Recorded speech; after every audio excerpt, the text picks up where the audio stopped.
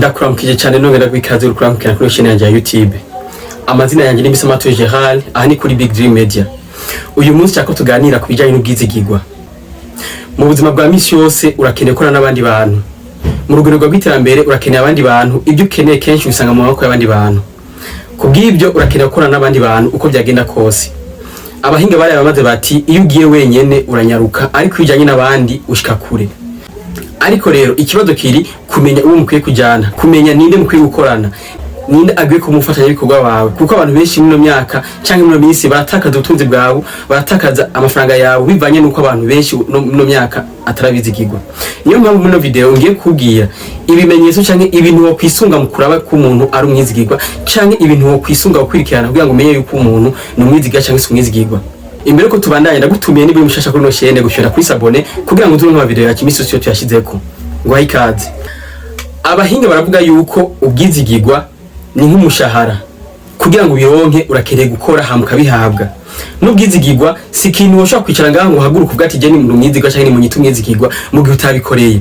Urakeneye gukora, urakeneye kubikorera, urakeneye kwerekana yuko koko uri umwizigirwa, hama abantu bakwita umwizigirwa, hama abantu bakwambike umutamana w'ubwizigirwa kubera babikoreye. Kubw'ibyo rero hari ibintu ukwiye gukurikirana ku muntu cyangwa ukwiye kuraba nimba ari umuntu mushaka gukorana ibikorwa kanaka by'iterambere, ashaka ari umuntu mushaka gufatanya urugendo rw'ubuzima, umukunzi cyangwa umudamu. Kubw'ibyo hari ibintu ukwiye gukurikirana kugira ngo umenye ko ari umwizigirwa cyangwa atari umwizigirwa. Ikintu cyane ukwiye kuraba ku muntu wari wese uko ari umwizigirwa cyangwa atari umwizigirwa ni gukurikirana neza amakuru yiwe kahise kiwe. Ni gute akorana n'abandi bantu, ni gute yagiye akorana n'abandi bantu, ni gute abana n'abandi bantu. Kumenya uko umuntu abana n'abandi bantu cyangwa akorana n'abandi cyangwa yagiye akorana n'abandi bantu byo gufasha kumenya neza yuko umuntu ari umwizigirwa cyangwa kumenya urugero kanaka guko ari umwizigirwa. Kubw'ibyo mu bintu kwe kwitwararika cyangwa mu bintu kwe kuraba, urakwiye kuraba kahise ku muntu cyangwa kuraba uko yagiye akorana n'abandi bantu kugira ngo umwambike umutamara w'ubwizigirwa cyangwa umwite umwizigirwa, gutyo ugira ibyizero yuko ibyo mugiye gukorana cyangwa projet mugiye gukorana izoramba cyangwa izoshika ku objectif zanyu. Ikindi kintu uraba cyangwa wo kwisunga mu kumenya ko umuntu ari umwizigirwa no kuraba ukuntu ashitsa ibyo abayiyemeje, ukuntu ashira mu ngiro amajambo wenyine aba yivane mu kanwa kiwe. Abarundi bari yamaze bati umugabo yihindukiza mu kirago ariko ntihindukiza mu ijambo. Bivuze ngo kimwe mu bintu byerekana ko umuntu ari umushinga nahe, kimwe mu bintu byerekana yuko ari umwizigirwa no kuntu ashitsa ibyo abayivugiye cyangwa ibyo abayikuriye mu kanwa kiwe wenyene. Umuntu mushaka kuvugana ibintu kanaka, mushaka gufanga programme kanaka, mugashira ibintu ku rutonde, ariko inyuma y'amasaha abiri cyangwa inyuma y'umunsi umwe akakwigarama, akakubwira ibyo mitinza mwivugana cyangwa akavyanka. Kandi ugasanga ibintu wakoresheje amafaranga mu kwitegura cyangwa ibintu biteguriye bikagusaba uburyo bwawe gutwara amafaranga n'umwanya wawe, ariko ugasanga arakwigaramye. Ico gishobora kwereka yuko umuntu atari umwizigirwa cyangwa udashokorana nawe. Ico gishobora kubereka ikimenyetso kikwereka yuko umuntu atari umwizigirwa. Ikintu gira gatatu cyangwa ikindi kintu cyo kwereka ko umuntu ari umwizigirwa no kuntu yasira responsibility cyangwa ukuntu yemanga amakosa cyangwa amaherere aba yamuguye ko cyangwa aba yakoze. Mu bisanzwe abantu buri muntu wese afise amaherere, afise amakosa.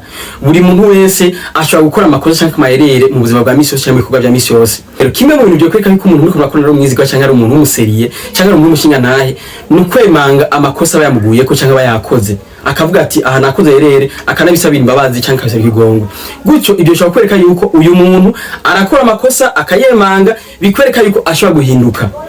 Bitandukanye na wa muntu ashobora gukora amakosa ntayemere cyangwa akaguma yihagaze ko akavuga ko atamakosa yigera akora cyangwa akifata ko umenga we nta makosa yigera akora.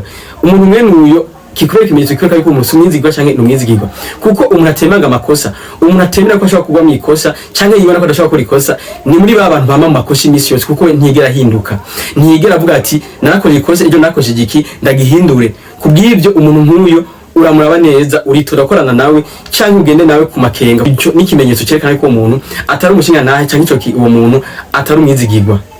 Ikintu kigira kane wo kwisunga kuraba ko umuntu ari umwizigirwa ni ibyumviro by'abandi bantu, uko abandi bantu bamuvuga. Iki kigomba gusa n'icyambe twavuze yuko cyo kuraba amakuru yiwe yakahise, kuko abantu barafise ukuntu baraba umuntu. Ego bashaka kuvuga ibitari ibyo, aribyo nawe ushobora kuca urabo kitondo kihweza ukaranze ko ibyo babwa ibyo cyangwa atari ibyo, ariko urukurukuru niyo nkuru y'ikintu kivuzwe kenshi gishobora kuba ari cyo.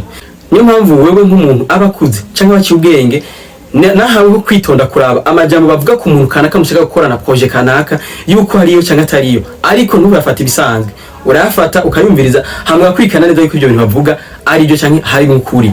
kubw'ibyo kimwe mu bintu byerekana yuko umuntu ari umwizigirwa cyangwa gishobora kwerekana ikimenyetso ko ari umwizigirwa ni ukuraba uko abandi bantu bamuvuga.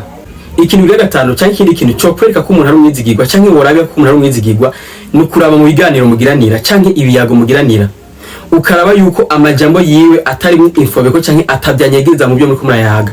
Ni ukuvuga ukaraba ukuntu yugurutse mu gihe muri kunavugana.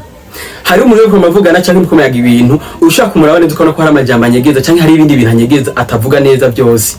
Niba abona rero umuntu muri kumuraganira cyangwa umuntu muri kumurategura projet yo gukorana ikintu kanaka, ugasanga mu majambo yiwe arahisha ibintu bimwe bimwe, aranyegeza ibintu bimwe bimwe, ntiyuguruka, hari ibyo akora ntagushikirize ibindi akabikwereka, ariko ugasanga hari ibindi bintu yaguhishije.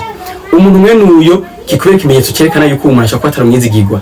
Ikindi kintu aricyo cyanyuma cyo ushobora kuraba cyangwa wo kwisunga mu kuraba ko umuntu ari umwizigirwa no kuraba ibikorwa vyiwe. Hari abantu mu buzima bwa misi yose bavuga amajambo menshi bagakora ibikorwa bike. Kubw'ivyo ico nacyo gishobora kwereka yuko umuntu ari umwizigirwa cyangwa atari umwizigirwa cyangwa atari umushinga ntahe. Ugasanga umuntu avuga amajambo menshi, mu majambo 10 avuga igikorwa ni kimwe cyonyene. Kubw'ivyo umuntu nimakorana cyangwa nimamubona ushobora kuraba neza ati umuntu umwizigirwa ivyo byose, kuko avuga amajambo menshi ariko agakora bike. Kimwe mu bintu byerekana ko umuntu atari umwizigirwa ni ukuvuga amajambo menshi, kwizeza umuntu ibintu byinshi ko azokubaka ibintu biriya cyangwa azokora ibintu biriya ariko ntihagire na kimwe ashyira mu ngiro. Ndagushimiye cyane ko wanye nanjye gushaka kumenya ino video. Nimba hari icyo wungutse cyangwa wize kuri ino video, ndagutumiga partage kugira ngo bishikire abandi. Remember to be always the best version of yourself.